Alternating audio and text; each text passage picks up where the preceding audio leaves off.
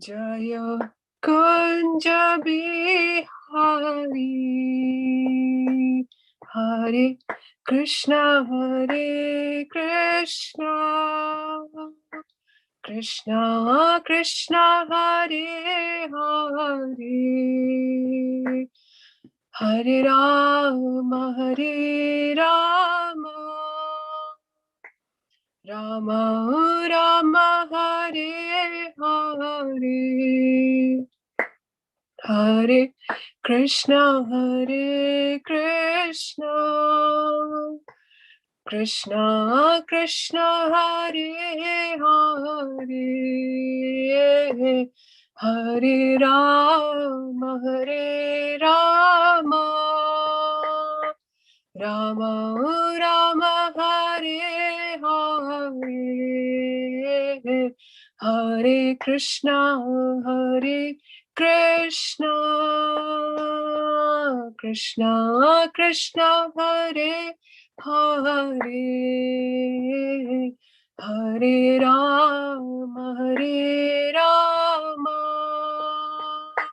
Rama Rama, Hare Hare, Hare Krishna, Hare Krishna, Krishna Krishna, Hare Hare,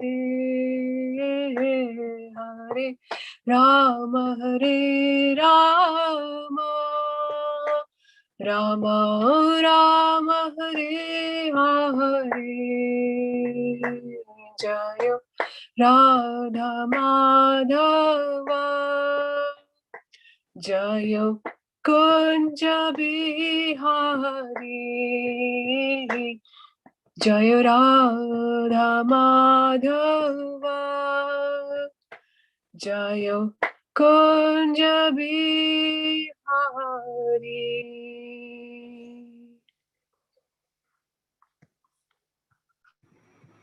Hare Krishna, thank you so much for the Kirtan. So we will get started with session 4 of Bhagavad Gita as it is study, and I'm so grateful to all of you for taking out your precious time to come for this wonderful study of Bhagavad Gita. So before we begin, I would like to take some reflections from the last class. So if you remember or if something stuck you, we can share. One or two devotees can share something really stuck you from the last class, or something during your reading of the verses which were assigned for the last week. If you found something really interesting which inspired you, so if you could please share that, that would be wonderful. Would someone like to share?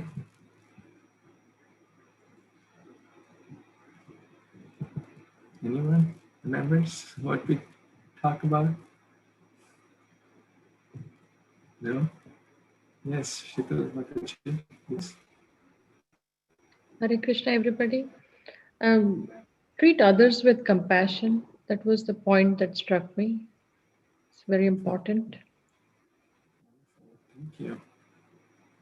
And I also request if there are some of your friends, relatives who were supposed to join but they couldn't join because of any reason, now it's the time to send them a quick reminder that we have started, so that they can join, because ideally the more and more devotees should join and get the benefit, right? So if you have someone in mind who is joining before or who should be here, but somehow they need a gentle reminder, it's a good way to remind them. Okay, anyone else would like to share any thoughts from the last reading or discussion of chapter 1? We discussed till text number, I believe, 36. What did we talk about last time? Hare Krishna, Prabhuji. That was pronounced. Yes, please. Hare Krishna devotees. So this in text 1.29, it's the summary of it was mentioned as that if somebody has this selfish or separatist kind of a mentality, then it would be detrimental for their spiritual progress. So, as I think, boiling down to Mataji's point that she spoke about compassion, it is important that we shouldn't be selfish, and it is important that we should show compassion just the way how the great souls, they consider every living creature as their uh, brother or sister or some sort of a relationship, like mentioned about Vasudeva Kutumbakam. It's all one family kind of a, environment. So I think uh, that's one thing which really struck me, Prabhu, because in the material world, um, we are always, like, most of the people are selfish, and I think we need to take that I you know from us and then start considering as us or we. And I think that's the way how we can progress spiritually as well. So it's just one point. Thank you so much. Okay, so we'll get started with today's discussion, which is again from Bhagavad Gita. We'll cover the last part of chapter 1, and then we will start with the summary, as I mentioned before, with the acronym called uh, doubt. Right? So I'm sure we're all eager to hear. So before that, let's chant the Mangala Charan prayers so that we can invoke the blessings of the Guru Parampara. And I'm going to share my screen as well so that we all can see these prayers and chant together.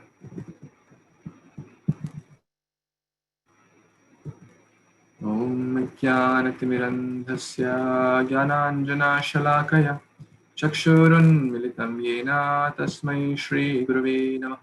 श्रीचैतन्यमनोभीष्टं स्थापितं येन भूतले स्वयं रूपा कदा मह्यं ददाति स्वपदान्तिकम्।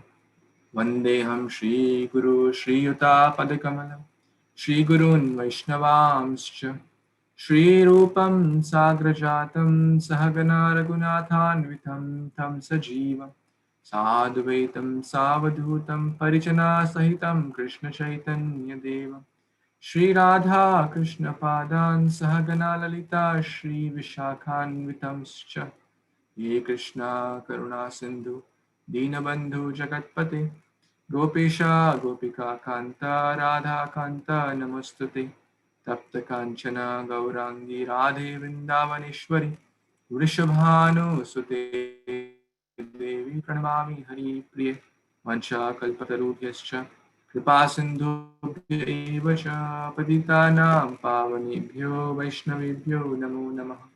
नमो विष्णुपादाय कृष्णपृष्ठाय भूतले श्रीमते भक्तिवेदांत स्वामिनिति नामिने नमस्ते सरस्वते देवे गौरवाणी प्रचारिणे निर्विशेष शून्यवादी पाश्चात्य देशतारिणे। जय श्री कृष्ण चैतन्य प्रभु नित्यानंद श्री अद्वैत गदाधर श्रीवासादि गौर भक्तवृंद। हरे कृष्णा कृष्ण कृष्ण हरे हरे हरे राम राम राम हरे हरे। गुरुवे गौचन्द्राय राधिकाय तदालये कृष्णाय कृष्णभक्ताय तद्भक्ताय नमो नमः। Hare Krishna. So thank you so much again for joining for this session, which is the fourth in the series of Bhagavad Gita as it is study. And we will start with some of the reasons. Hare Krishna.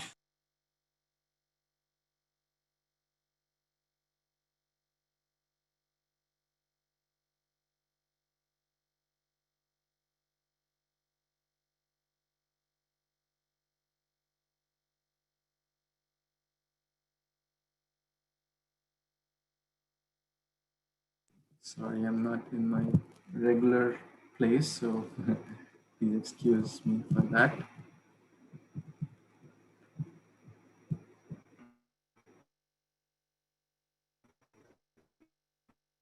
Okay. So yeah, we were discussing. He told Krishna, "Please take me in the middle of the two armies. I want to analyze what's going on." Right? He said, "Take me in the middle of the two armies. I want to see. I want to see what's going on. I want to see who has come to fight. I want to see all the parties who have assembled to fight." And then what happened? Krishna says, "Okay, yes, sir.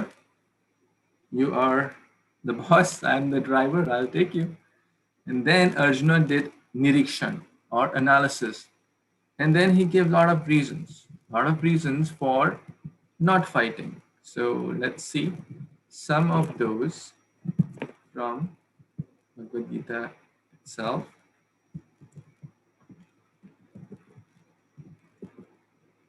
So Arjuna's reasons for not fighting.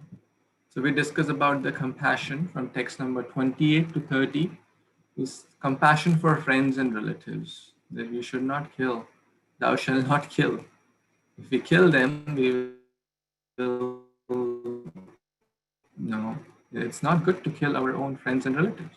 Then he also mentioned about that there'll be no enjoyment. We discussed this point that how can one enjoy without having anyone with, and we asked a survey also, would anyone like to go to a vacation with having no one around, no friends, no family, no husband, wife, friends, son, daughter, parents, no one, just by yourself, no one there. We would not want to go there. Then fear of sinful reactions, that if I kill, killing is sinful. But also it is mentioned that killing for a right cause is not sinful. And there are six reasons mentioned in the Bhagavad Gita itself, in text number 36 onwards, that what are those situations in which one can kill. In text number 36, you can read that. Basically, if one is trying to give poison, if one is trying to set one's house on fire, if one trying to attack the deadly weapons, attack with deadly weapons, trying to plunder the riches, etc. There are six reasons mentioned. And actually, Kauravas were guilty of all those six reasons because they had tried to feed Bhima with poison. They had tried to disrobe Mata Draupadi. They had tried to steal away all their wealth. So they were guilty of all the six reasons, not just one of those. So in short, it would not have been wrong to kill them because they were Kshatriyas.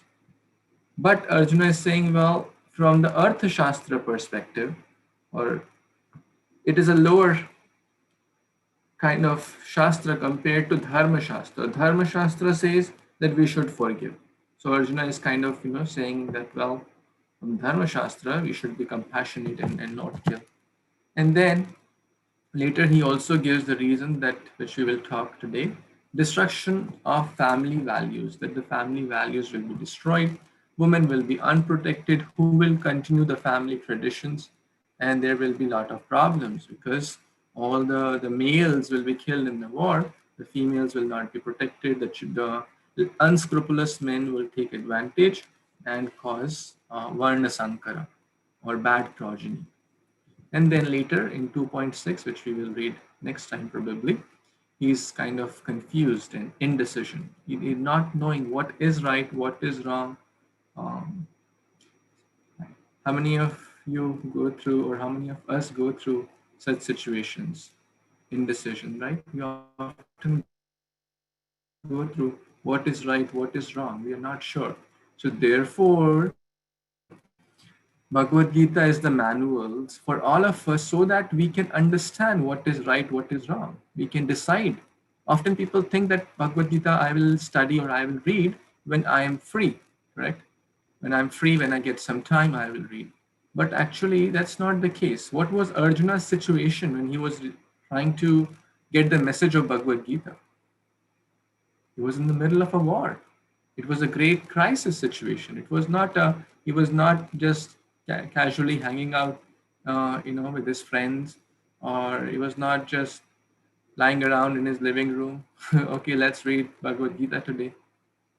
Often great things come at the time of calamity or difficulty. So we should not postpone the study of Bhagavad Gita thinking, oh, right now I have a lot of things going on in life. Right now my kids are small, or I have to work very hard, I'm not yet married, because there'll never be any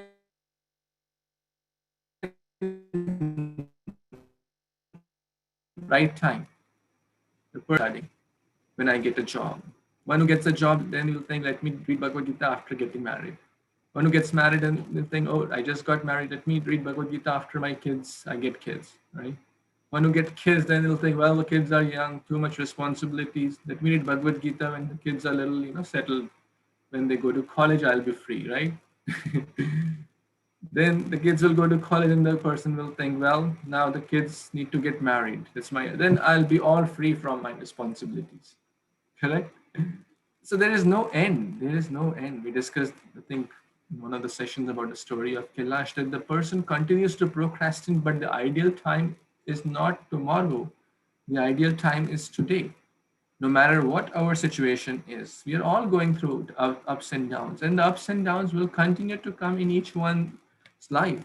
So the best thing is to not procrastinate, especially such an important thing like reading Bhagavad Gita, and try to balance our life and have a part in our lives where we study Bhagavad Gita as well. So let's read a few verses from Bhagavad Gita from text number 39 onwards. We will read text number 39 onwards. Hare Krishna, Krishna Krishna, Hare Hare, Hare Ram, Ram Ram. Maline mochanam pumsam jalasnana dine dine sakrit gita amritasnanam sansara malanashanam. Anyone who bathes in the Ganges of Bhagavad Gita will be purified of all the impurities. So text 39.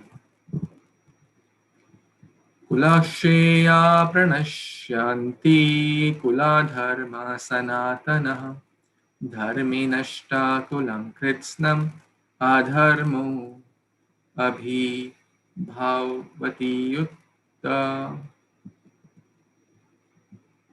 Okay, yes, Ravi Prabhu, would you like to read the translation of this one? Hare Krishna Prabhuji and all devotees. With the destruction of the dynasty, the eternal family tradition is vanquished, and thus the rest of the family becomes involved in irreligion. Thank you so much. So, as I mentioned before, here Arjuna is giving the fourth reason for not fighting. And what is that? Destruction of family values. And he continues to do so from text number 39 to 43. That what will happen? The family's values will be destroyed. The Kula Dharma will be destroyed. Who will give the right samskar if the elders are not there? Correct? Nowadays, what happens to elders? Elders are treated as burden. Correct? And there are so many old age homes opening. Why? Because elders are treated as burden. Children think them as burden.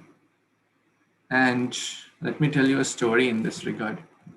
One time, a person, gets married and was living with his parents, and the wife comes and they had some disagreements, and then they get child also. So now they are somehow this family, because the wife says, well, we don't, the parents are too demanding, I can't handle all their demands, so let's kind of live separately and or get rid of them in some way or form. And husband can't do much. He has to just comply with the wife and says, father, actually I want to take you for some pilgrimage. And the father says, okay. So indirectly he's trying to trick the father and says, okay, I want to take you for a pilgrimage. But he takes him to the forest. He and his father, the mother was already gone by time. So he takes his father to a forest and says, "Father, I think he's. I'll come back after some time. You carry on with your pilgrimage, and I'll see you later." In short, in a kind of a polite or false way of saying that I want to get rid of you. And this father starts to laugh. Ha ha ha ha.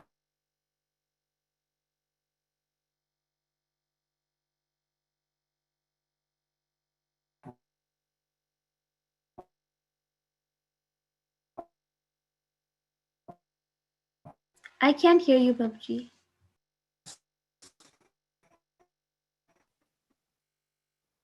Same here. Yeah, we cannot hear you, Prabhuji. Something problem in volume. Looks like your Zoom got frozen, Prabhu.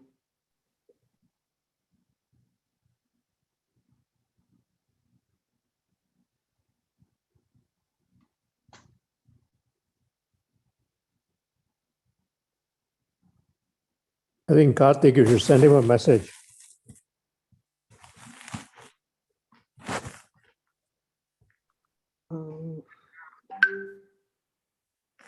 Yes.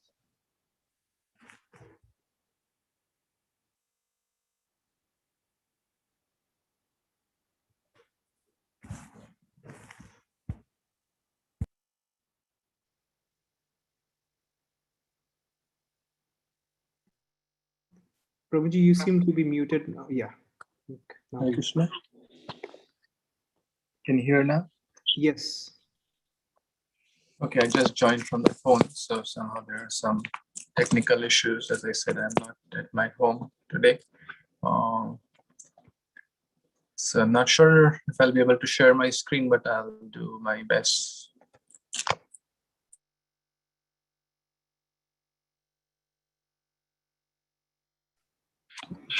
Are you able to see?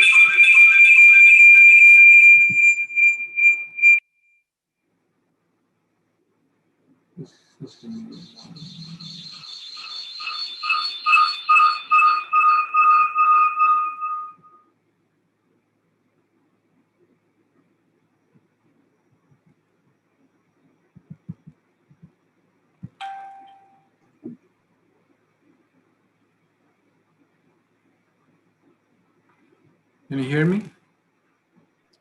Yes. Okay. Yes, Yes. Babuji. Yes. About that. So, till what point did I say? This father, the son takes him to the forest for a pilgrimage. The father And laughed. the father started to laugh. Yes, so the father was laughing like a madman. Ha ha ha ha ha ha ha ha ha ha. And the son was confused. Well, what's going on? So, any guesses why this father was laughing and what was going on? Any guesses? Okay, I'll try. And the son was also confused because it's quite atypical, right? The son was totally confused what's going on. And the son asked him, "No, father, why are you laughing so loudly?" He said, my dear, son." Hello? Can you hear now? Is it audible? Okay, good. Yes, Prabhuji. So the son asked the father, "Why are you laughing?" And the father replied, "Well, my dear child, I know that you're not going to come and you want to get rid of me. But the sad thing is that, you know, I'm just getting the reaction of my karma because about 50 years back, 30 years back, I did the same thing. I brought my father here and never saw him again. So I'm just laughing for you that your son, about 30 years later, will be doing the same thing. And you'll be getting the reaction of what you are doing, and I'm getting the reaction of what I'm doing. But the point is, it is a funny story, but a deep lesson there. The lesson is that elders or seniors have seen, I guess that's why they're called seniors, have seen a life much more And they have a lot of wisdom. So we must take advantage, we must seek guidance, not just by senior by age, but one who has spiritual wisdom, one who has spiritual maturity. We must seek their shelter. And Arjuna's point was that the teachers will be gone, the grandfather will be gone. Who will give the good values to the family? So, in short, we should never treat elders, parents as burden. Rather, we should give all respects and seek their guidance. For no purpose should the elder members of the family be slain. That was Arjuna's point, which is quite valid. And then he continues that the family values will be destroyed. Who will do the rituals? And if the father is dead, the son has supposed to do the ritual, and then like that the generations continue. So all that will be stopped. And then irreligion will come, adharma will come. And then there's also discussion about Garbdam Sanskar, because the child starts to learn from the moment of conception, or when the soul arrives, from the moment of conception in the child, even in the womb of the mother, is learning You're like not how. audible now.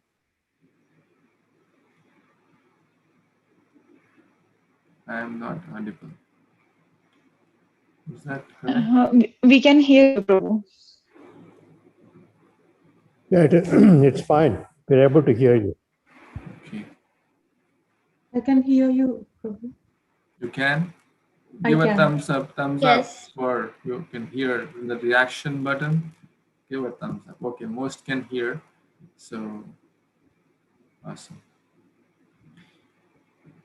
So there will be destruction of family values. There will be one Sankara, and in short, there will be problems in the family. So better we should not fight. In short, that's Arjuna's reasoning, and then he continues to give more reasons that. But later, I want to jump to a few verses and talk about the last two verses, because from 39 to 43 we are discussing about Arjuna's reason for not fighting, and in particular the reason he gave was because of destruction of family values.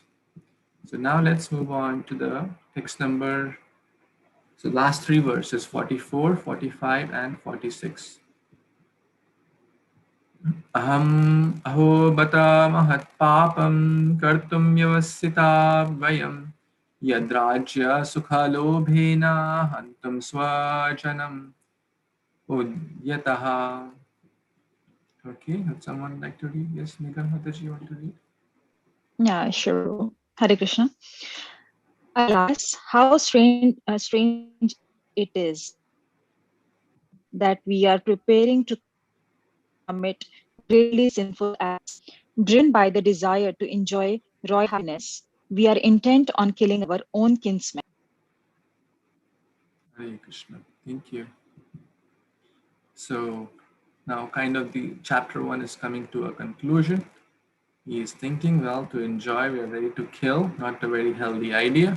In short, giving multiple reasons. He has given 4 reasons so far. Let's see what happens. Yadi mam pratikaram ashastram shastra panayah धार्तराष्ट्राणे हन्यस्तान्मे क्षेमातरं भवेत्. Anyone wants to read this one? Yes, Shital Mataji, please. Better for me if the sons of Dhritarashtra, weapons in hand, were to kill me unarmed and unresisting on the battlefield. Hare Krishna. Hare Krishna, thank you so much. So Arjuna is saying it's better for me to die than to kill my own brothers, relatives, friends, etc. So, and finally, the last verse of Sanjay. Sanjay Uvacha Evamuktva Arjuna Sankhye Rathopastha Upavishat Visrijya sa sharam chapam shoka samvignam manasaha. Okay, who wants to read this one? Yes, Sampada Mataji. Hare Krishna. Sanjay said, Arjuna, having thus spoken on the battlefield, cast aside his bow and arrows and sat down on the chariot, his mind overwhelmed with grief. Thank you. Hari Bol. Back to you, Prabhuji. Hare Krishna. So this is the last verse of this chapter, chapter 1, Arjuna Vishada Yoga. And what is the outcome in the chapter 1? Krishna has not spoken any words, correct? Did we see anywhere Sri Bhagavan Uvacha? No, we didn't see. So Krishna is, what is it doing so far? He's just obeying the order. He's just obeying the order of his master, because, or friend, you can say. The friend said, well, can you take me in the middle of the army? Sure. So he took to the middle of the army. And then, so Visrijya, so Arjuna has given up his bow, the famous Gandiva bow, and he sat down on the chariot, his mind overwhelmed with grief. Very, very important word. Mind overwhelmed with grief. Shoka samvigna manasaha. I think that happens to us also at times, that we are trying to analyze everything by our own. And what's the outcome? Mind overwhelmed with grief, confusion, frustration, distraction, depression, etc. There's a great lesson here that if we just try to analyze, do nirikshan by our own self without seeking a guru, a bona fide guru, what will happen? We will be overwhelmed with grief. Correct? There will not be any good outcome. So let's now understand this whole chapter in a summary form, okay? Because I promised that we will do so. So I want to keep up with my words. And let's see this. So before that, I also want to mention the signs of victory of Pandavas, okay? There were multiple signs. Number one, the war was happening at Dharmashetra, Kurukshetra. Very, very important. How can adharma happen at the place of dharma? Number two, Krishna is on the side of Pandavas. Victory is always where the Supreme Lord is present. Number three, when the Pandavas blow their conch shell, and most importantly, when Krishna blew his conch shell, Panchajanya, the hearts of the Kauravas shattered. When Kauravas blew their conch shell, nothing happened to the Pandavas. Why? Because they're on the side of Dharma. And we discussed that example like a lie detector machine. If we have done the right, if we are righteous, and then if someone has a machine which can tell, like, if I'm speaking lie or truth, if I'm speaking true, then why will I be fearful? Correct? But if someone is speaking false statement, that person will certainly be scared. His heart will shatter. And we also discussed flag of Arjuna's chariot was marked with Hanuman.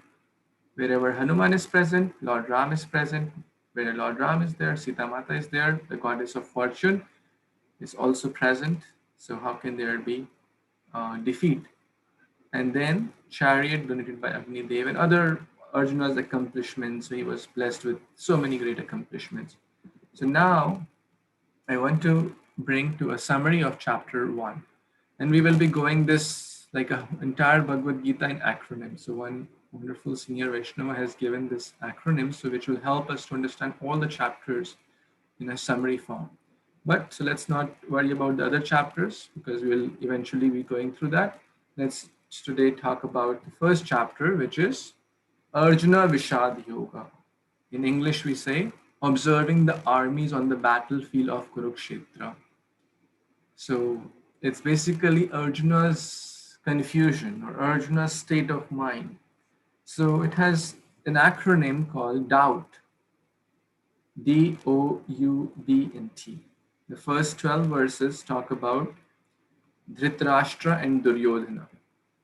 Okay, and we discuss their spiritual blindness, their obstinacy their deep-rooted material conception of life, their diplomacy, their tendency to usurp the land, usurp the kingdom, their I, me, and mine propensity. They're basically demoniac. We can also say D for demoniac propensities, blinded by greed, spiritual blindness, not desiring to see good, only desiring to see bad in others, only desiring to get more and more. And as a result, blind to good advice and counsel as well. So that's the D of Dhritarashtra and Duryodhana from text number 1 onwards to 12. And Dhritarashtra's ungodly analysis also. He forgot Krishna out of the picture. O stands for ominous results. We discussed the signs of victory of Pandavas. There were a lot of signs that like Krishna on the side of Pandavas, flag marked with Hanuman, war happening at Dharmashetra. Those on the side of purity and righteousness are always victorious. So, in short, it was quite evident from the beginning also. And on the Kaurava side, there were always disagreements. Like Karna had said, until Bhishma is present, I won't fight. There were a lot of disagreements. There were, and Bhishma and Drona were Kauravas were Pandavas were so dear. The favorite student of Dronacharya was Arjuna, and of course, Vishnu Pitama had a lot of affection for the Pandavas. So there were a lot of ominous signs for the defeat of Kauravas or the victory of Pandavas. Bad signs. Then you, from I believe from text number 21 to 27, basically at that point, Arjuna says, hey, take me to the middle of the armies. What does it show? The war is about to begin. All the decisions have been made. The conches have been blown. No, this is not the time to do analysis. All the analysis had been done. So Arjuna's uncertainty is coming here. That he asked to take me in the middle of the armies. And Krishna does so to satisfy the orders. He is Bhakta Vatsala. He can do anything for his devotees. He's Achyuta. He never fails to protect his devotees. We discussed all those meanings as well. And it also shows a good lesson that despite the intensity of the situation, Arjuna takes time to reflect rather than just jumping on something. It's a good quality to be reflective, to be self-reflective. And then finally, bewilderment. So Arjuna is confused, begins to analyze the situation, things that lack in spiritual understanding, or because basically Arjuna was pure devotee, and we discussed that he was put into illusion. Why? Because the message can be given to all of us. And he was disturbed thinking, hey, this is my family, hey, this will happen, I killed my own family, not very good idea. So talking like a materialist, bereft of the broader spiritual vision. We discussed Vasudeva Kudumpakam. Yet, how can one forget all the evil which Kauravas had done? How can one forget that all the, the disrobing of Mata Draupadi, the feeding of poison to Bhima? So after seeing all that, and like millions of soldiers are present, and this Arjuna is showing bewilderment, confusion, not knowing what to do, what to not to do. And finally, the last few verses is basically the turning point after he gives all the reasons, and that is cruel and heartless to kill, I accrue bad karma, what is the use of winning the kingdom and basically no one to enjoy with, the family values, the social structure will be completely gone. And finally, he gives up his mighty bow, Gandiva, and he's totally in grief, he's totally in depression, and not knowing what to do, what not to do. He says, what? I will not fight. He concludes, I will not fight.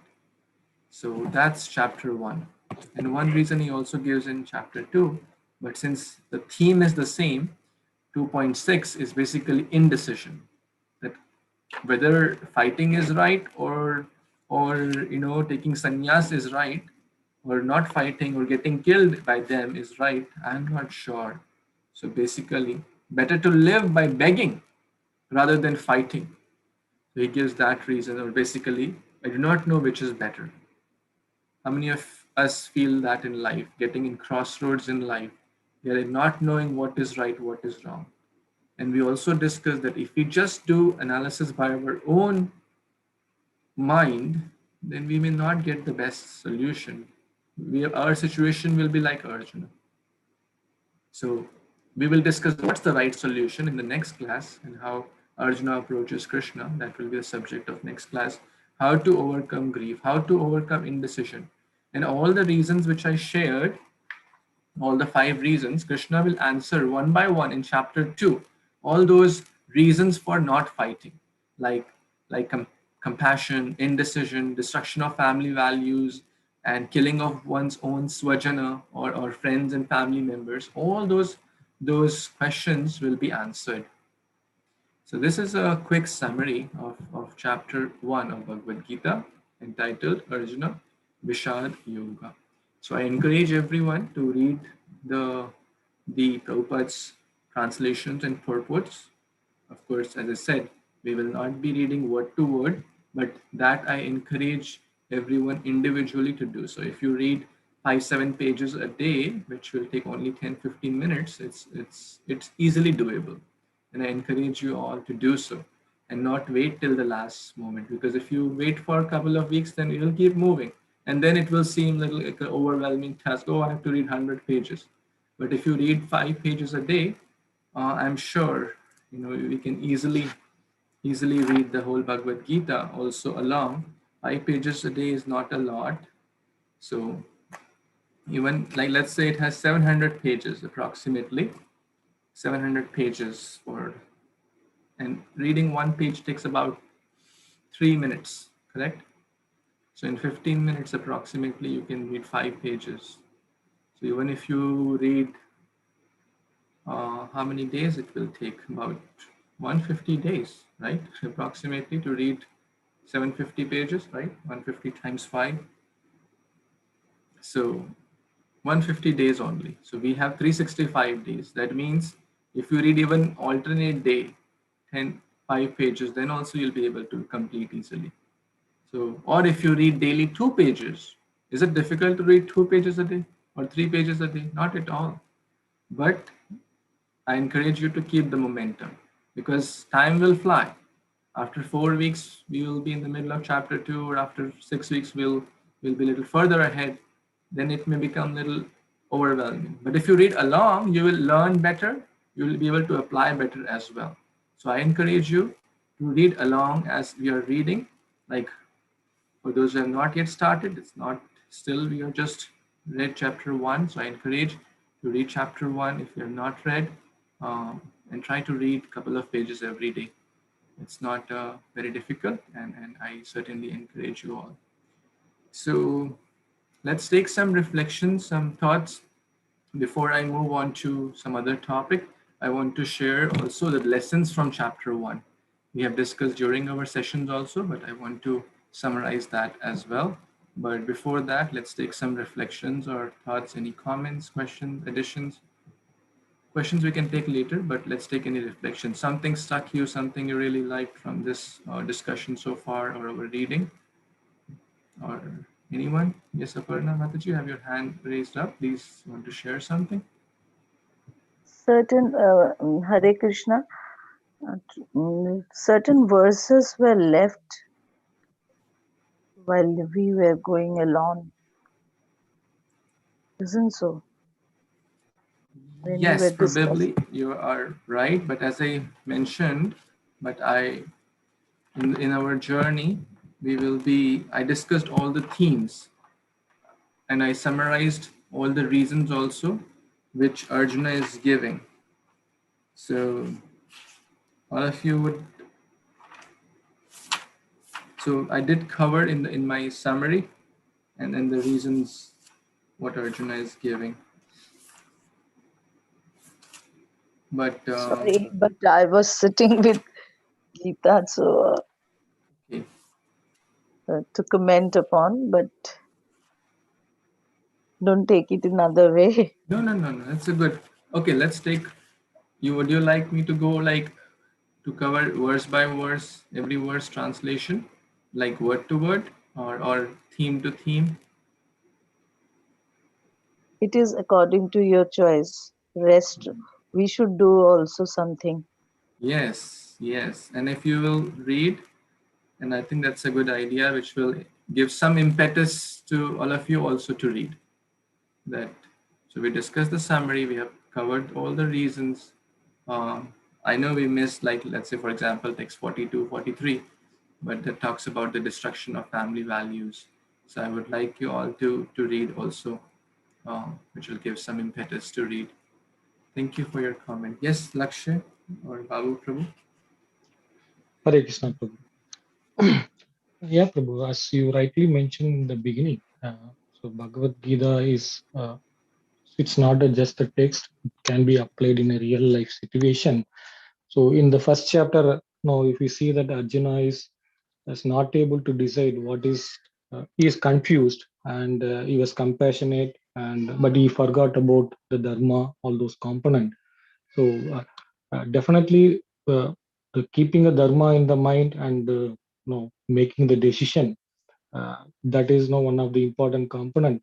And here even in a home, sometimes um, uh, as a parents, we also give to the child whatever they want.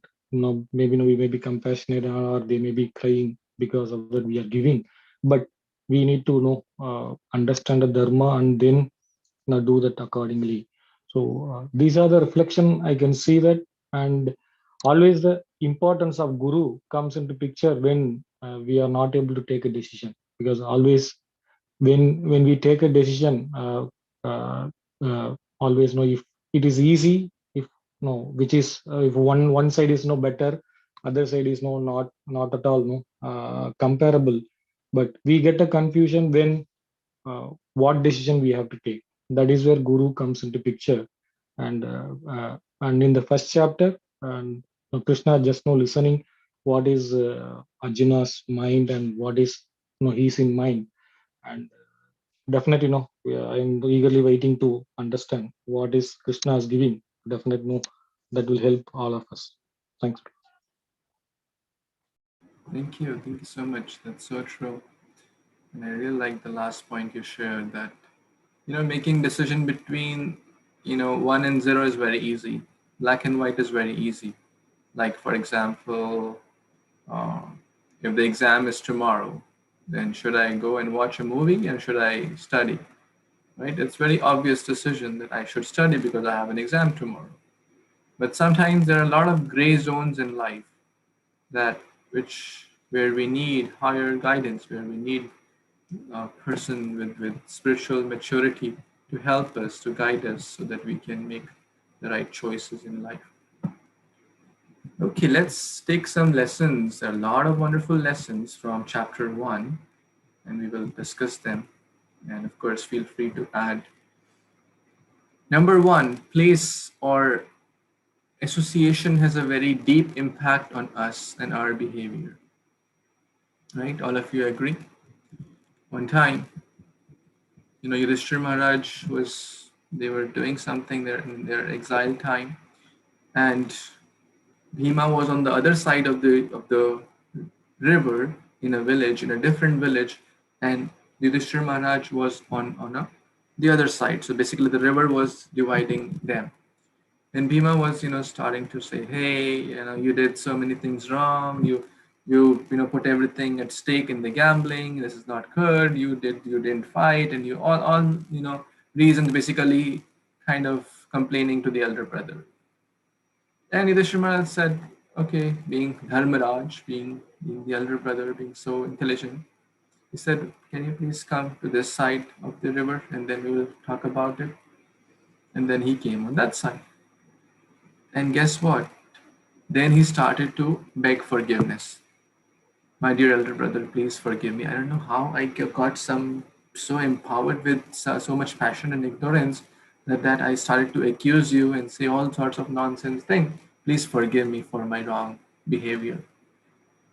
And Yudhishthira Maharaj said, well, that village on the other side of the river is full of people who are very, very in the mode of passion and ignorance. So that was encompassing you. But this side is a totally different village with different people who are in the mode of goodness.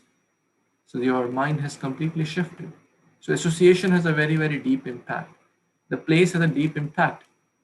If we think, oh, I'll go to a bar and just drink lemonade, and if keep going, I'll just only get lemonade. My dear friends, it's just a matter of time that we'll start drinking alcohol. Correct? Everyone agrees to that? So association, power of place. So this war was happening at Dharmashetra, so that's how we linked this point. Number 2, don't be spiritually blind. Spiritual blindness we discussed. Excessive attachment to material conception of life. What did my sons and the sons of Pandu do? Duryodhana and the D of Duryodhana and Dushasana and Dhritarashtra, they were blind, spiritually blind, not just blind from birth. Dhritarashtra was not just blind. Prabhupada mentioned this spiritually blindness. Attachment to the evil, attachment to me and mine clouds our intelligence, does not allow us to see the good in others. And I mentioned I'll tell a story from last time. And I didn't tell it last time, so I'll tell it today. One time Dronacharya told Duryodhana and Yudhishthira, he told Duryodhana, why don't you go and get someone who is better than you? Find someone who's better than you in any aspect, in cooking, in any aspect. There are so many qualities in life. Just find someone good in war or in anything, right? And then he told Yudhishthira Maharaj, go and get someone who is worse than you in any aspect. In any aspect, there could be someone who is less accomplished than you. Just go. And they all searched. They both of them searched. Yudhishthira Maharaj went to a lot of places. Someone was a washerman. What he saw, oh my God, he's so absorbed in washing the clothes. Look at his determination. Look at his enthusiasm. He's so fixed in his mind and consciousness, in his duty. And like that, he went to a cobbler. He went to different people. But in everyone, he saw what? Good. And Duryodhana also went to different people. And he saw, well, this person has this bad quality. This person has that bad quality. And ultimately, I don't have this bad quality. I am better than that. I am better than him. I am better than her. So they both came empty-handed. Why? Because Duryodhana could not see anyone worse than him, or he could not find anyone worse than him because he thought he is the best. He thought he has all the good qualities and no one has any other good qualities. So spiritual blindness. Spiritual blindness does not allow us to see good in others. Spiritual blindness does not allow us to seek good counsel from others. Because one thing, I know everything. I'm very intelligent. I'm very smart. I know everything. What can someone teach me? What can Guru teach me? I know everything. I can teach Guru. He should take shelter of me. So, spiritual blindness. But the totally opposite was Yudhishthira Maharaj. He always saw good in others. Although being such a great personality means humility. Humility means seeing good in others. So, we discussed that. Don't do an ungodly analysis of life. In life, we will be doing a lot of analysis. I discussed this example of, let's say, getting married. Analysis is done. But what's the analysis done? Oh, how much he earns, how they look like, how many degrees they have. The analysis should be, the foremost principle should be dharma. Whether that person follows dharma or Krishna consciousness or not. Because if the analysis is done on externals, like how Duryodhana was doing, ultimately it will lead to defeat. And that's how so many marriages turn to divorce. Right? I may be a little off topic, but it is a very practical and important analysis of life. And in any aspect. So if dharma is on our side, then victory will be there. So seek the seer or spiritual master, guru, mentor, spiritual guide. Bring Krishna near, drive away all fear. If Krishna is in our life, then why fear? All the fear will go away. All the sin impurities will go away. Don't bring out worse in others like Duryodhana. Bring out the best in others. Our words should be such, our intent and actions and speech should be such that they help to bring out the best in others. Not like Duryodhana to bring out, you remember how we came to this lesson? He spoke about, look at that, oh Dronacharya, look at that assembly of warriors carefully gathered by Drupad Putrena. He didn't say Drishtadyumna. He said Drupad Putrena to bring out the enviousness, to bring out the past 20, 30, 40 years back, this might have happened. I don't know the exact, but at least some decades happened. At that time, they were young when this kind of conflict happened between Dronacharya and Drupad, but he brought that out.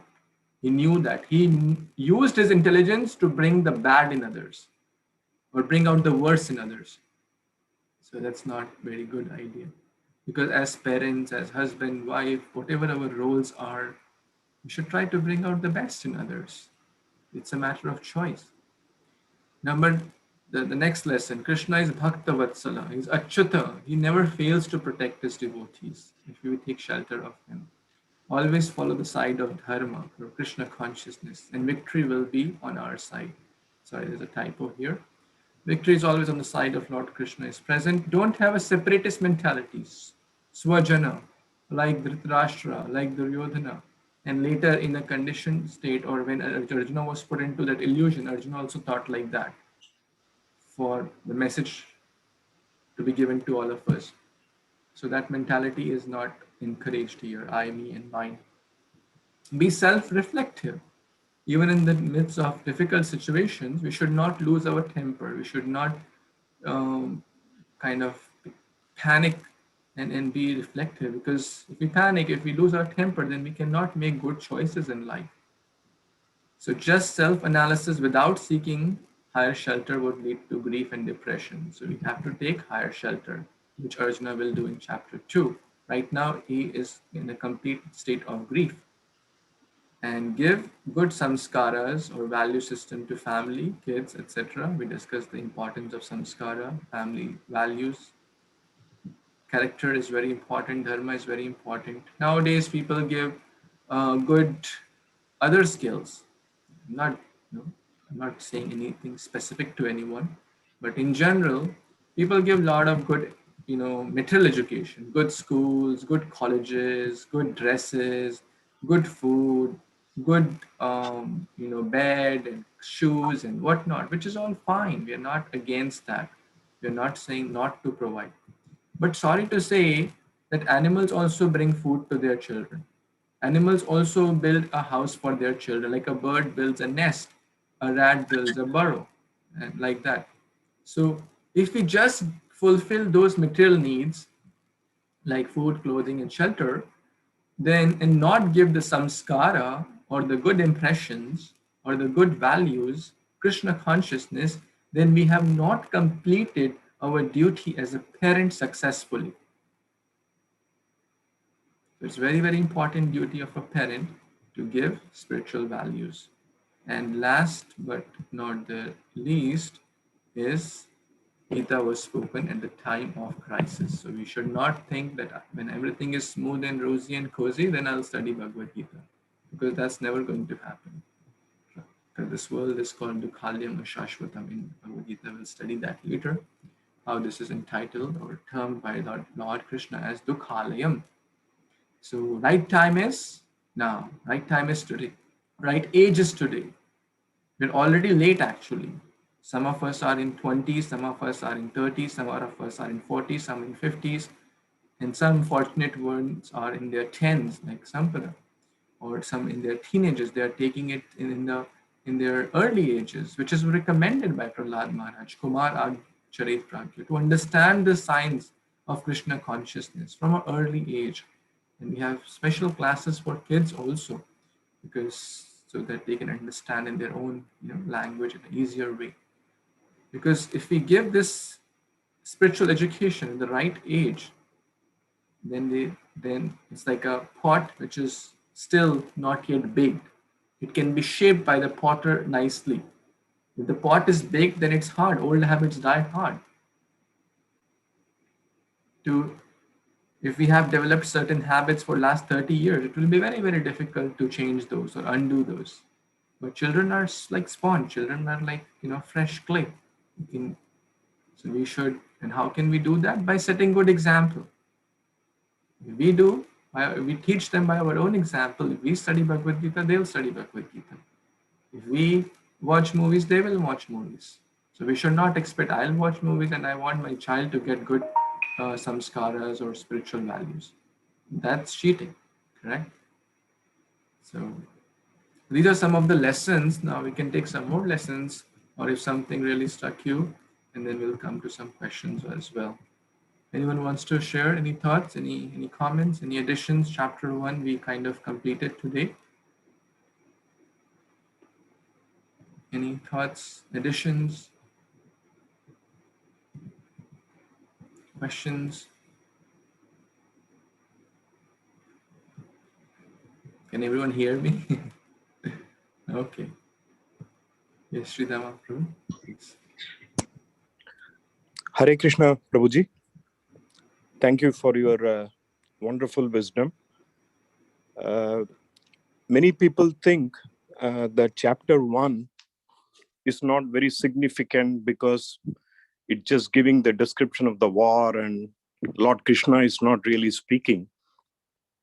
But it's as significant or important as any other chapter because this is a chapter where the problem is really identified. The problem is Arjuna is looking things at a bodily conception. Once that is what is happening with us, we are looking everything because based on, as you rightly said, I, me, mine, myself, so on. Once we come out of that and we see that we are actually the spirit soul, part and parcel of Krishna, everything will work good. So this is a very significant chapter that identifies the problem. They say if you identify the problem properly, 50% of the solution is already taken place. Hari Bol Prabhu. Thank you. Thank you so much for your wonderful reflection, Prabhu. That's so true. When the enemy is invisible, it's hard to overcome the enemy, right? Imagine if someone is slapping us, boom, and we don't know who is that person, right? It'll be very hard to overcome. So the first step, as Prabhu mentioned, is to identify that what is the problem, what's the root cause, digging into the root cause, and then we will see how Arjuna solve that problem through the guidance of the Supreme Lord, and that's basically the Bhagavad Gita, the message of God or the song of God. Yes, very nice. Anyone else wants to share any reflections, thoughts, or comments, any questions?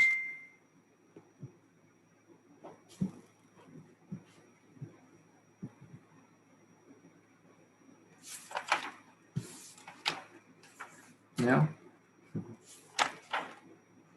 Okay. Any questions anyone has in this chapter or your readings so far? Anything stuck you? Anything you want to share? This is the time before we move on. Yes, Ramon Prabhu, please. And then Aparna Mataji can go after him. Hare Krishna Prabhuji. Dandavat Pranam.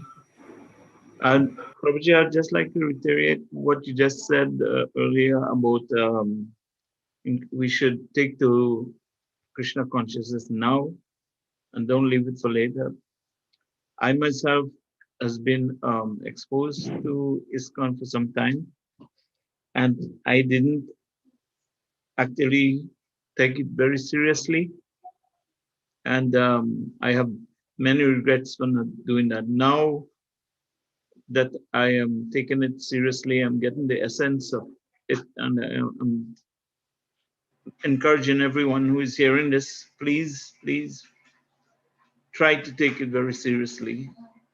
You will not regret one moment. Hare Krishna. Dandavat Pranam. So much. this day is the age of reviews, right? So we are getting testimonials from a very experienced devotee, correct? When we want to buy some product on Amazon, we see the reviews, good or bad, right? So Prabhuji is such an experienced person, and sharing, I mean, like jokes apart, but it's a very serious thing actually, because as I said, these are the spiritually mature, advanced, senior souls who have lived their life much more than most of us, right? Some of us are in 30s, some of us are in 40s, some in 50s. So let's take those advice of the senior Vaishnavas very seriously, because they certainly know a lot more than us. So because they're and why is he telling this to us? For his benefit? If we take it seriously, will he get benefit?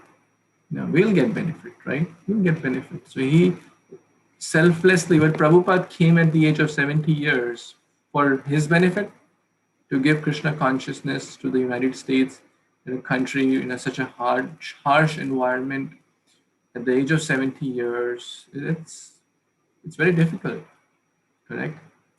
But for our benefit. So we must take it seriously and try our best to read Bhagavad Gita, try to understand, try to follow, and there is nothing to lose, right? There's only gains and gains. Okay, yes, Aparna Mataji, you can share your thoughts, reflections, questions. Hare Krishna. We are fortunate to hear the Vedic wisdom, that is Song of Lord, from your mouth. And interpretations are not philosophical. It becomes easy to understand the things in such a manner which touches our soul. Thank you again. Thank you. Thank you so much for your association and feedback. So, anyone else? Yes, Manasa Mataji, you have a comment or a question? Hare Krishna. So Krishna is Lord Krishna. He is the backside, and he will make other persons to do things right accordingly. My question is, my doubt is, why did Krishna selected Arjuna as a medium to tell Bhagavad Gita for the complete world?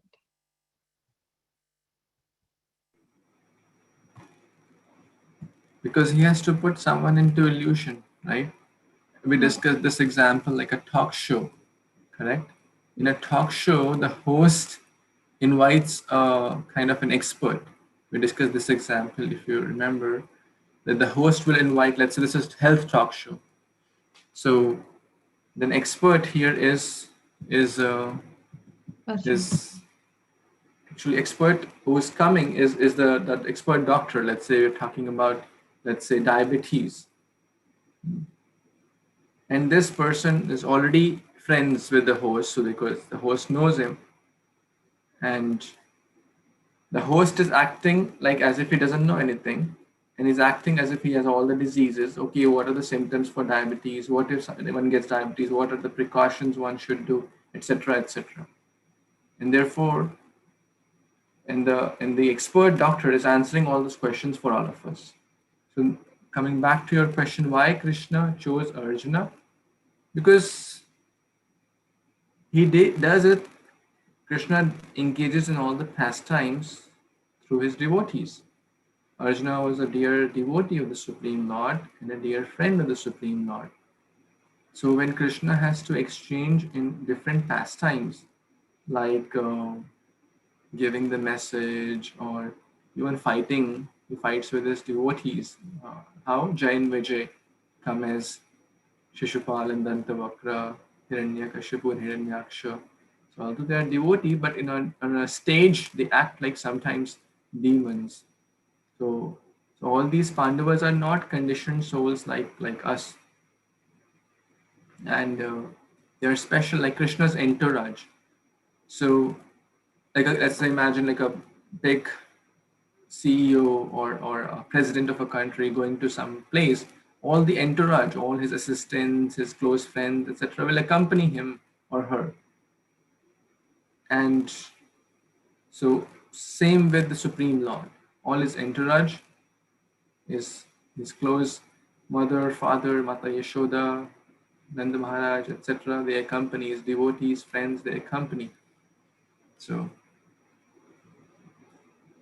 and most important, he was Krishna, and that's actually mentioned in the introduction also, that Arjuna was Krishna's great devotee and friend, and his kind of the equals also, so that this message can be given. Okay, thank you. Thank you. Very nice question. Anything else anyone has to add or share? Okay, so we have time, so that means we can discuss a few verses of chapter 2, and let's start reading chapter 2 from text 1, and at least we can go till text 6, and then the topic changes there. Yes, Manjulali, Priya, you want to share something or read? No, sorry, it was by mistake. Okay, so let's get started with chapter 2. Chapter 2 is entitled Contents of Gita Summarized. Sanjaya Uvacha Tam Tatha Kripaya Vishtam Ashrupurna Vishidantam Idam Vakyam Uvacha Madhusudanaha. Would someone like to read translation who has not yet read? Yes, Anita Mataji, please. Sanjaya said, seeing Arjuna full of compassion, his mind depressed, his eyes full of tears, Madhusudana, Krishna spoke the following words. Thank you so much. Look at Arjuna's situation, full of compassion, and mind is depressed, and eyes are full of tears, hands are shaking, Gandiva is falling. He spoke to Madhusudana, the killer of Madhu demon. And it's a very nice purport actually, and we discussed last time also. What does compassion mean? Material compassion or lamentation, tears are all signs of ignorance of the real self. Very important. Right? Compassion for the eternal soul is self-realization. Prabhupada's words directly. So real compassion is not on the compassion on the level of body. Let's say if a person meets with an accident, will we take the car to the garage first, or even the rescue operation team comes? Do they take the car to the garage first, or do they take the person to the hospital first? Person to the hospital. Right? Everyone agrees with that? The car is just a covering, correct? The real driver is the important aspect. Without the driver, the car is just dead matter. The car cannot move even an inch without the driver. Similarly, if a person is drowning, would we save the expensive, let's say, tuxedo suit the person is wearing, or will we try to save the person? We'll try to save the person. Even if the coat goes in, water, who cares, right? Will we care? Oh, alas, my coat is gone, right? Right? Will we try to save the coat or the person? The person. So there are multiple, points to understand this topic, that the real compassion is not just on the level of body.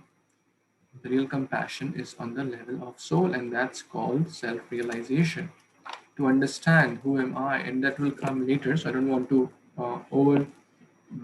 we'll be certainly talking a lot about body and soul. So misplaced compassion is not good. Compassion should always be with intelligence. And I want to bring one topic or one example of Mata Kekai. In Ramayana, there is an example of Kekai. Kekai was the mother of, who knows the answer? Bharatji. Bharatji, very nice. And she took 2 boons, we know this story, to send Lord Ram to the forest and to enthrone Bharat as the king. And she thought what? She's doing great for his son Bharat, correct? Bharat was out at that time. He had gone to his mama's uncle's home. And she thought she's doing wonderful, correct? Her son would be very happy when he comes back that I have removed the throne from his path. And she thought she was doing great. Right? That's called misplaced compassion. Was Bharat happy when he came back? Not at all. So, compassion without proper intelligence will lead to this kind of. Bharat said, well, if you would not have been in a woman's body, I would have killed you. That's called misplaced compassion. So, without proper intelligence, compassion for the body is called misplaced compassion. So, we are not saying that if someone is hungry, we give them prasad. That's the best thing. It will not only help them bodily, but also help them spiritually, emotionally. So let's continue with the next verse and see what Lord Krishna. So the first verse, the Supreme Lord is speaking here. Shri Bhagavan Uvacha Kutastvam Kashmalam Midam Vishame Samupasthitam Anarya Jushtam Aswargyam Akirti Karma Arjuna. Yes, would someone like to read this verse?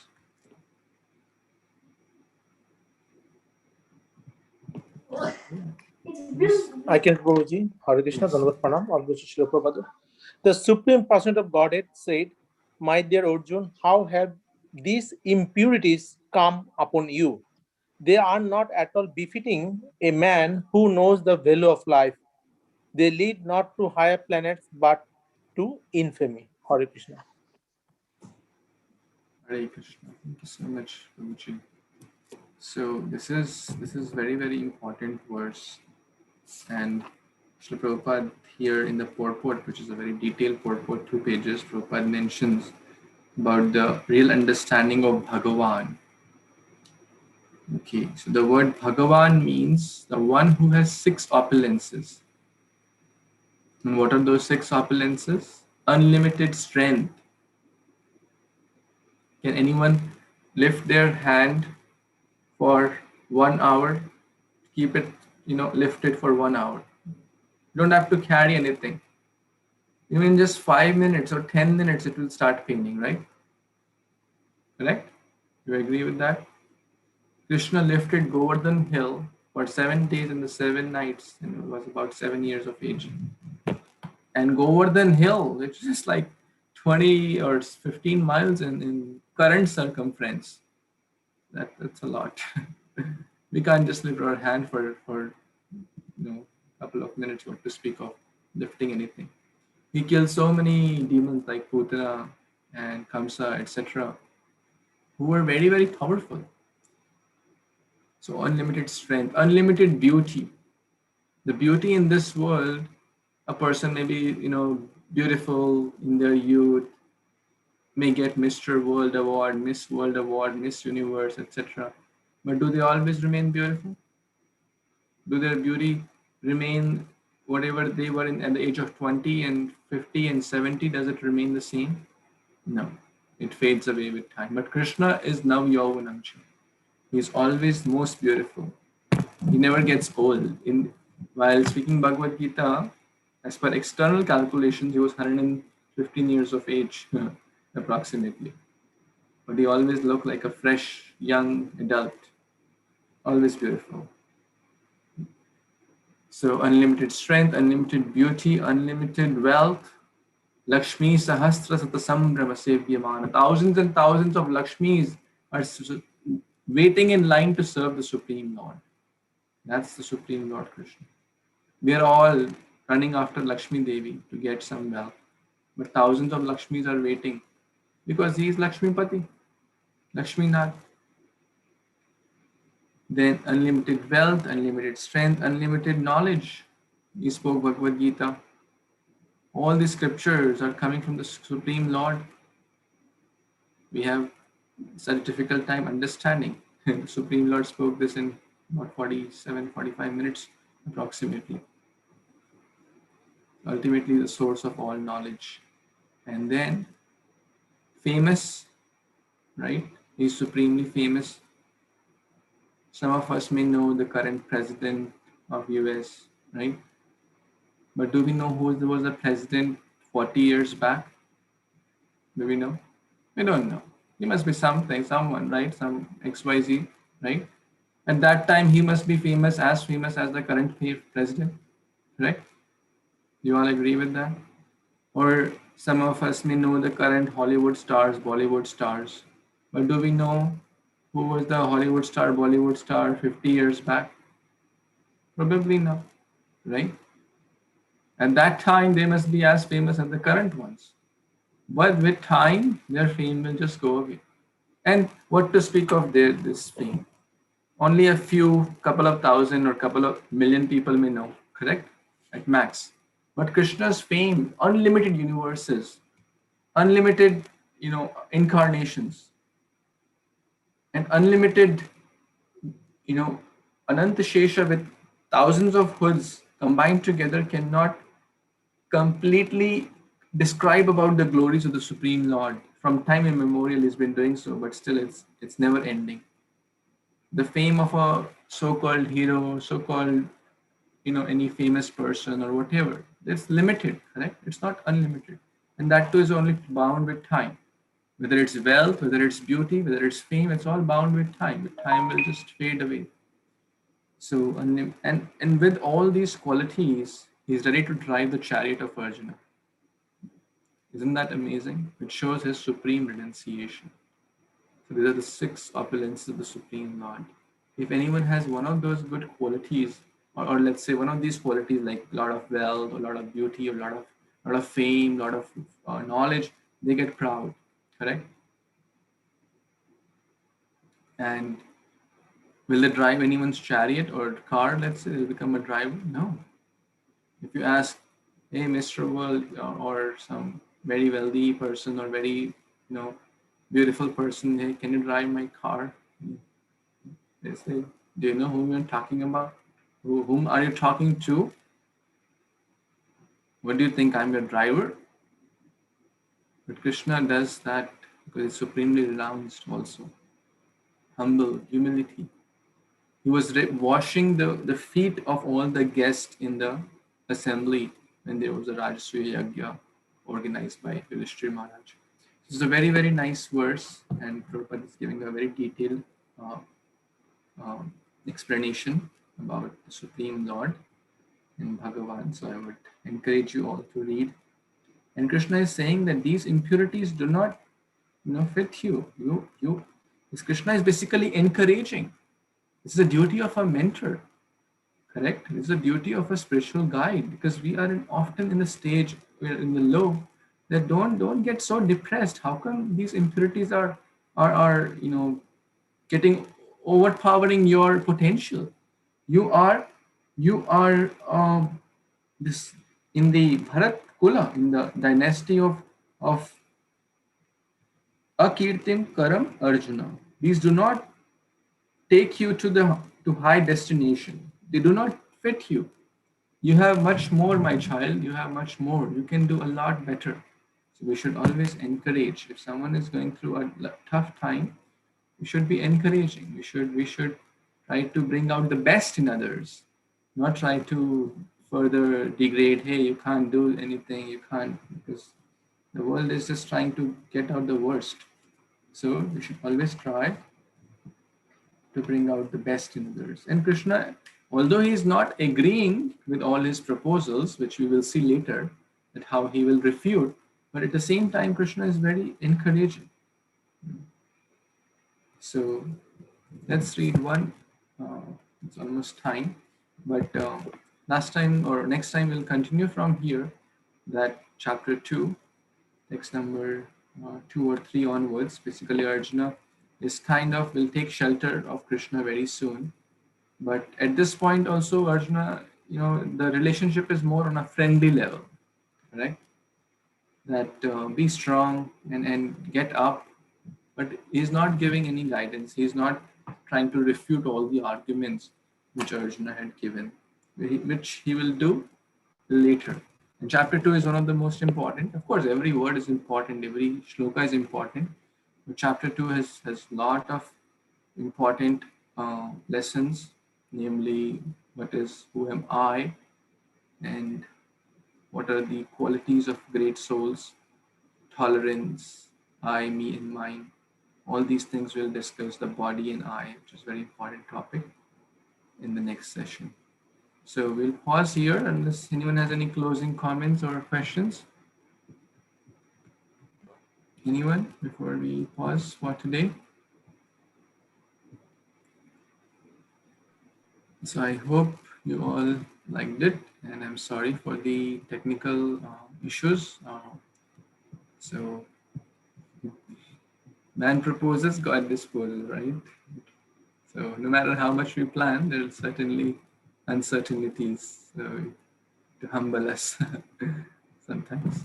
So thank you again. I'm so grateful to all of you. Take out your precious time and give so much inspiration and enthusiasm to study Bhagavad Gita together. And we'll continue this journey week after week, every Saturday evening.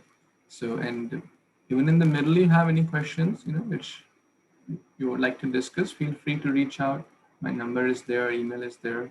Feel free to reach out. Okay, so thank you so much. Bhagavad Gita Upanishad ki jai, Srila Prabhupada ki jai, Samveta Gaur Bhaktavind ki jai. Hare Krishna. Thank you so much. Hare Krishna, thank you. Hare Krishna. Hare Krishna, Prabhu. Hare Krishna, Prabhuji.